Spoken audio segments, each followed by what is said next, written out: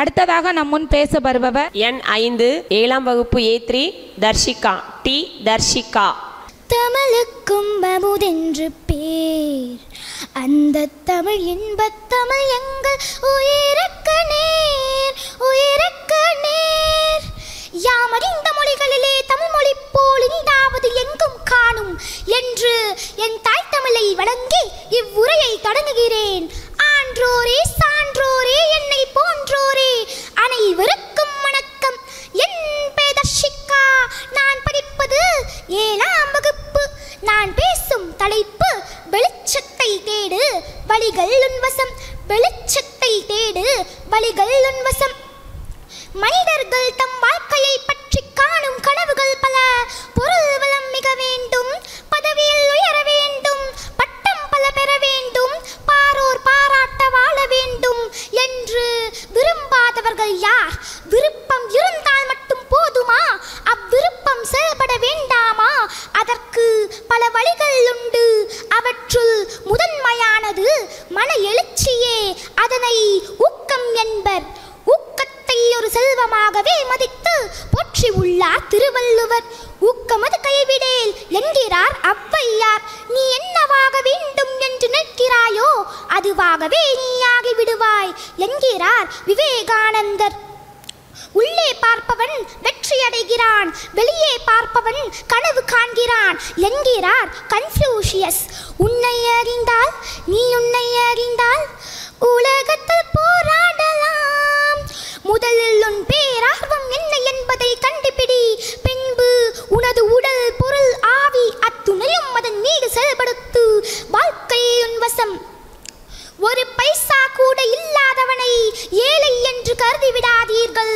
வெற்றிக்கான வெளிச்சத்தை தேடாமல் இருப்பவன் தான் உண்மையான ஏழை. தான் திறக்கப்படும் வெளிச்சத்தை தேடினால் தான் வழிகள் பிறக்கும்.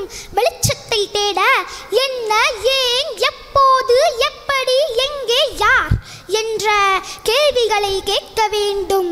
பகுத்தறிவு பிறந்ததெல்லாம் கேள்விகள் கேட்டதனாலே. உரிமைகளை பெறுவதெல்லாம் உணர்ச்சிகள் உள்ளதனாலே. ஏன் என்ற கேள்வி இங்கு கேட்காமல் வாழ்க்கை இல்லை.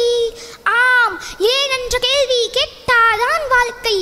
மகாபாரதத்திலே அரசர்கள் மத்தியில் மிகச்சிறந்த வீரன் யார் என்ற போட்டி நடந்தது.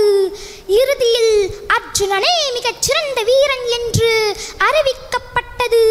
அப்பொழுது அங்கே அர்ஜுனனை விட தலை சிறந்த வீரன் நான் என்று அங்கம் நடுங்காமல் சிங்கமாய் வந்து நின்றான் கர்ணன். அவனுடைய ஊக்கத்தையும் வீரத்தையும் கண்டு மை சிலிர்த்து தேரோட்டி மகனாய் இருந்தாலும் அவனை அங்கதேசத்து மன்னனாக்கினான் துரியோதரன். மாதா பிதா குரு தெய்வம் இவர்கள் அனைவரும் கைவிட்டாலும் தான் செய்த தர்மத்தால் அந்த தெய்வத்தையே தன்னிடம் கையேந்த வைத்தான் தர்மத்தின் தலைவன் கர்ணன். ஊக்கத்தால் முயற்சியும், முயற்சியால் செல்வமும், செல்வத்தால் கொடையும், கொடையால் புகழும் பெற முடியும் என்பதை நமக்கு உணர்த்துகிறான் கர்ணன். வாழ்க்கையில் 1000 தடைகளப்பா, தடைகளும் உனக்கு ஒரு படிக்கல்லப்பா.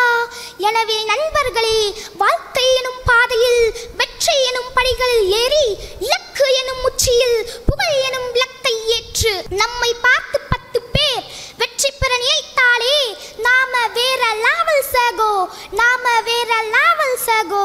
விடியல் தேடும் விண்மீன் கண்ணே, அலைகள் கண்டு பயமும் ஏனோ.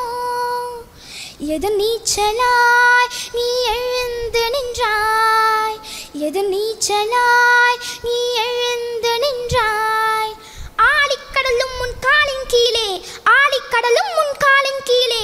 நன்றி.